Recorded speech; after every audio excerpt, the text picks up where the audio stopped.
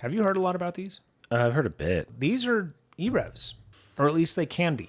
They are all electric, but you can option them with a gas-powered generator. But can the gas-powered generator generate more power than you use while you're driving it? Yes.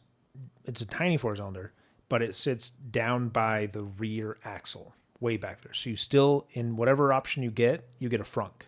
I'm thinking about serviceability. So International Harvester was an American brand. They made agricultural equipment primarily.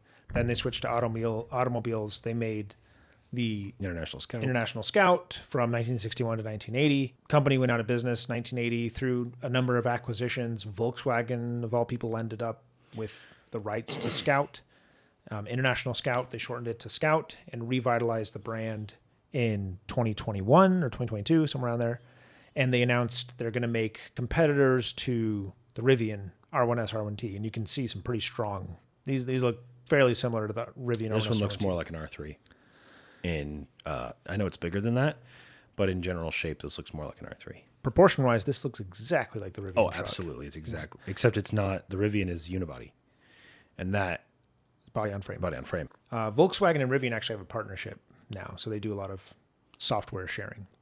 They have a partnership where they both split 50-50. Yeah, this is body on frame. These are fairly off-road capable vehicles here. Locking diffs, 35-inch tires, the whole deal. On electric alone, they will go 350 miles. If you get the range extender, they'll go over 500 miles, which is pretty good.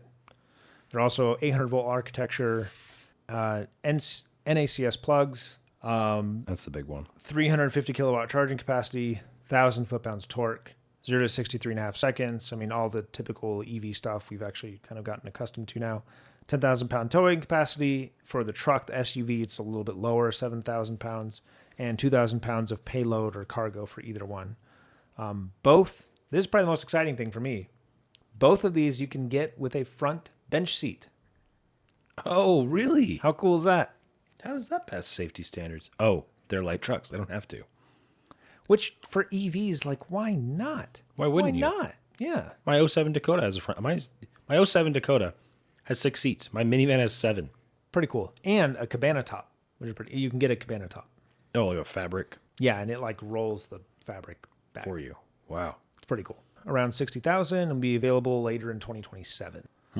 Very cool. I like it. Yeah, very cool.